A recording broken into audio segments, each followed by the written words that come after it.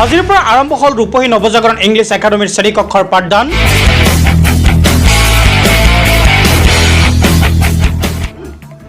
শিক্ষানগৰী ৰূপহীত নতুনকৈ প্ৰতিষ্ঠিত হ'ল এখন ইংৰাজী মাধ্যমৰ বিদ্যালয়।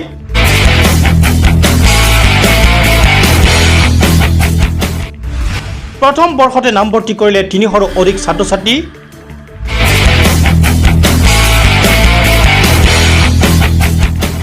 পুৱাই ছাত্ৰ ছাত্ৰীলৈ বিদ্যালয়ৰ চৌহদত অভিভাৱকৰ ভিৰ।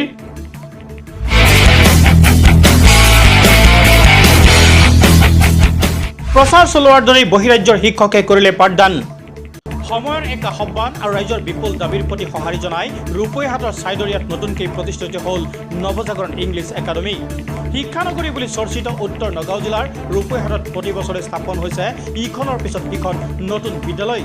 ৰূপহীহাটত চলিছে বিদ্যালয় স্থাপনৰ প্ৰতিযোগিতা।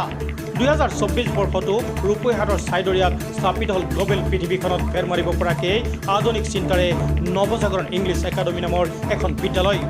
আজি বিদ্যালয়খনৰ শ্ৰেণীকক্ষৰ পাঠদান শুভাৰম্ভ কৰা হয়। মন্তব্য আছে আপোনালোকলৈ আগবঢ়াইছোঁ।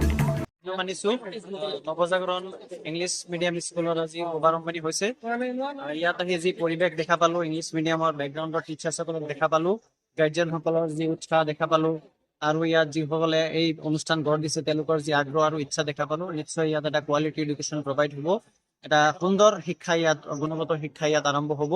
আৰু মই ইহঁতক অনুৰোধ জনাইছো, তেওঁলোকক অনুৰোধ জনাইছো বিদ্যালয় কৰ্তৃপক্ষক যে শিক্ষাৰ লগতে আমি কো কাৰিকুলাৰ এক্টিভিটিছত ফ'কাছ কৰিব লাগিব, আমি নজৰ ৰাখিব লাগিব। আৰু তেওঁলোকে কথা দিছে, আসিফ ছাৰ আমাৰ আছে ছিনিয়ৰ কেৰিয়াৰ কাউন্সিলৰ, তেওঁ বাইজুছ এটা অনলাইন প্লেটফৰ্মত কাম কৰি আহিছে, গতিকে তেওঁলোকে কো কাৰিকুলাৰ এক্টিভিটিছত যথেষ্ট ফ'কাছ কৰিব, যথেষ্ট গুৰুত্ব আৰোপ কৰিব।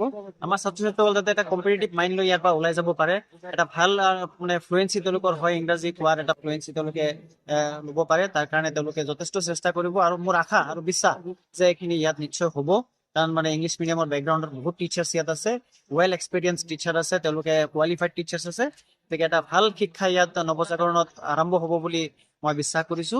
আৰু এই নৱজাগৰণৰ আজিৰ দিনটো স্মৰণীয় হৈ থাকক। মই মহম্মদ আলী ছাৰক ধন্যবাদ জনাইছো যে তেওঁ অশেষ কষ্ট কৰি ত্যাগ স্বীকাৰ কৰি এই বিদ্যালয় স্থাপন কৰিছে, আৰু তেখেতৰ এই কষ্ট নিশ্চয় আল্লাহ সফল কৰিব। Obviously, we are feeling very well because today our all classes has been started, and I'm going to share few things with the parents. So, in Navajagran school, we are going to provide the best education in Rupohi, and as well as we are going to give extra classes as well to our students so that they can compete in national scholarship exams with the national students, and as well as they getting the information of general knowledge, GK quizzes. We are going to participate. We are going to encourage our students to participate in all these activities. Thank you. Yeah, very good morning to everyone. Well, my name is Safira and I'm from Nagaland. I've already given my interview last time as well.